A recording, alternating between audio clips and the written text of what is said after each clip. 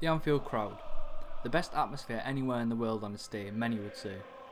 Although it seems a trendy thing today to downplay the noise amongst modern fans. They are silent all game, other than "you'll never walk alone, all the fans are tourists," is what the rivals will say. Are they right, or is the Anfield atmosphere still one of the best? The standing cop was lost in 1992 when it was forced to implement seats to fit in with health and safety measures. This is regarded by many to be the stand with the best atmosphere in possibly world football. It was unrivaled in European football and is accepted to have given the team a huge impact. Coincidentally, the last time Liverpool won the league was in 1991, the year before the Kop became seated. Ever since then, the atmosphere has declined, mainly due to the fans being subdued and forced to sit down during games. In the standing days, mates could stand with mates and more easily create an atmosphere. Nowadays, seats are strictly assigned. You'll usually sit next to someone you don't know. In previous years, superb European nights such as Chelsea 2007 and Man City 2018 have reignited the spirit of old and made Anfield the fortress it always was. When John Terry visited in the 2005 Champions League semi-final, he said, "The Champions League game in 2005 is probably the best atmosphere I've ever played in. The atmosphere. You would drive from the hotel, a 30-minute bus ride, and they were all on the streets winding you up, throwing stuff at the bus. It was a nightmare." Similarly, in April, Kyle Walker said, "The Champions League game versus Liverpool at Anfield was the most electric atmosphere I've ever played in. When the crowd got up, they changed and owned the place. It was very difficult to play in." As you can probably tell, when opponents come to Anfield on a big European night, they are affected by the atmosphere. John Terry, a lifelong enemy of Liverpool, was fine to admit it was one of the best atmospheres they'd ever played in. It isn't just confined to opponents either. Referee Keith Hackett revealed, "The atmosphere at Anfield is electric. When you walk through the tunnel and hear 'You'll never walk alone,' it makes the hair on the back of your neck stand up." When Man City visited in April, they were top of the league and looked like one of the best teams in Europe.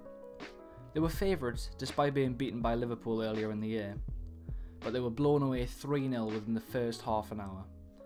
I was lucky enough to be there that night and I've never experienced anything like it. This shows how even the best teams can be humbled by worse squads as we were against City. But according to some bottom half and lower league teams, because the atmosphere against Cardiff at home won't be deafening, the atmosphere is a myth. I don't know any ground in the world that is consistently brilliant in terms of atmosphere, and Anfield is no different. It's clear nobody is going to be as hyped up for a normal game as they are for a big European night or a rival game like United or Everton, especially compared to the other top 6 clubs who have been plagued with the day trippers as they are dubbed. With the possible exception of Tottenham, Anfield is the best atmosphere undoubtedly in the league. Also compared with the other Premier League teams, the atmosphere is rivaled by few, namely Crystal Palace and Newcastle.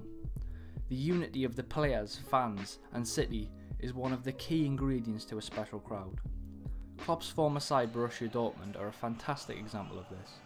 They home the largest stand in all of Europe at 25,000 and it is an intimidating sight for opponents. Interestingly, the 3 commonly accepted best atmospheres in Europe, Celtic, Dortmund and Liverpool, all sing "You'll Never Walk Alone" before their games. And to return to the question, is the Anfield atmosphere a myth? The answer is more complex than one may originally think. The atmosphere has obviously declined from the days of the standing cop, along with almost every club. However, to call it a myth is a ridiculous overstatement.